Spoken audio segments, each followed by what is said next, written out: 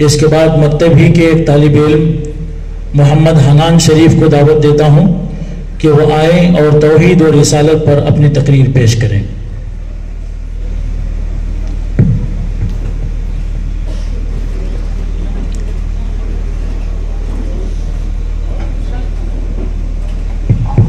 السلام علیکم ورحمۃ اللہ وبرکاتہ۔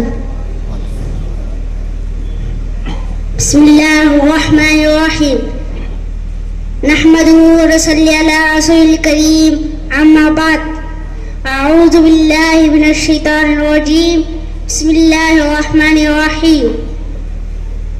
قل هو اللہ احد اللہ الصمد لم یلد ولم یولد ولم یکن لہ کفوا احد۔ صدق اللہ العظیم۔ محترم حضرات، میں آپ حضرات کے سامنے توحید باری تعالیٰ اور رسالت مآب صلی اللہ علیہ وسلم پر کچھ روشنی ڈالنے کی سعادت حاصل کر رہا ہوں۔ توحید باری اسلام کا بنیادی عقیدہ ہے۔ توحید کے بغیر ایمان نامکمل ہے، توحید کے بغیر اسلام نامکمل ہے، توحید کے بغیر نماز کا کوئی اعتبار نہیں، توحید کے بغیر روزے کا کوئی اعتبار نہیں، توحید کے بغیر حج کا کوئی اعتبار نہیں۔ توحید کا مطلب یہ ہے کہ دل سے اعتقاد رکھے کہ اللہ ایک ہے، اس کے سوا کوئی معبود نہیں، وہ وحدہ لا شریک لہ ہے، نہ اس کی ذات میں کوئی شریک ہے اور نہ اس کی صفات میں کوئی شریک ہے، نہ اس کو ہم جیسے ہاتھ ہے، نہ اس کو ہم جیسے پاؤں اور نہ اس کو ہم جیسی صورت و شکل، بلکہ وہ نور ہی نور ہے۔ وہی مشکل کچھ اور حاجت روا ہے، وہ جو چاہتا ہے وہی ہوتا ہے، وہ جو نہیں چاہتا وہ نہیں ہو سکتا۔ لڑکا یا لڑکی دینا، بیماری یا شفا دینا، عزت یا ذلت دینا، سب اسی کا ہی کام ہے۔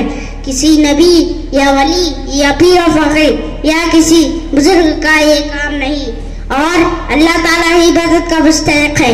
اللہ تعالیٰ کے علاوہ کسی اور کی عبادت کرنا، کسی اور کو سجدہ کرنا شرک ہے۔ اسی طرح اللہ کے علاوہ کسی نبی یا ولی یا پیر و فقیر یا کسی غوث و ابدال کو حاجت روا یا مشکل کشا سمجھنا بھی شرک ہے۔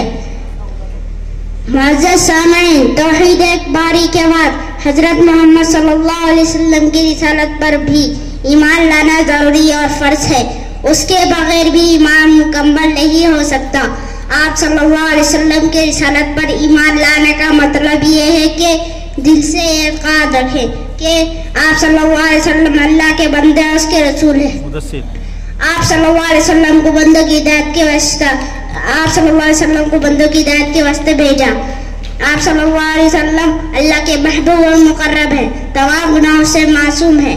قرآن مجید آپ کے اوپر نازل ہوا۔ آپ صلی اللہ علیہ وسلم اللہ کے آخری نبی ہے اور آپ کے بعد کوئی نبی نہیں بنایا جائے گا۔ آپ کے بعد کسی کو نبی ماننا کفر ہے، کیونکہ قرآن میں اللہ تعالیٰ نے خاتم النبیین یعنی آخری النبیین فرمایا، اور حدیث میں حضور علیہ السلام نے فرمایا کہ لا نبی بعدی، میرے بعد کوئی نبی نہیں۔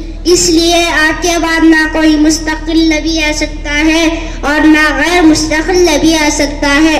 لہذا جو شخص آپ کو آخری نبی اور رسول مانتا ہے وہی مسلمان ہے، اور جو آپ کو آخری نبی اور رسول نہیں مانتا وہ مسلمان نہیں ہو سکتا۔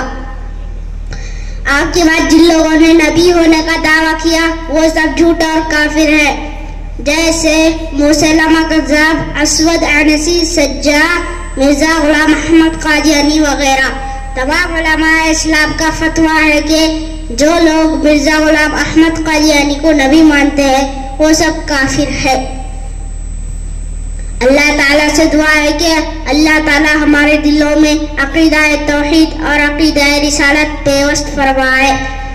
آمین وآخر دعوانا رب العالمین۔ السلام علیکم۔ آمین۔ ماشاءاللہ۔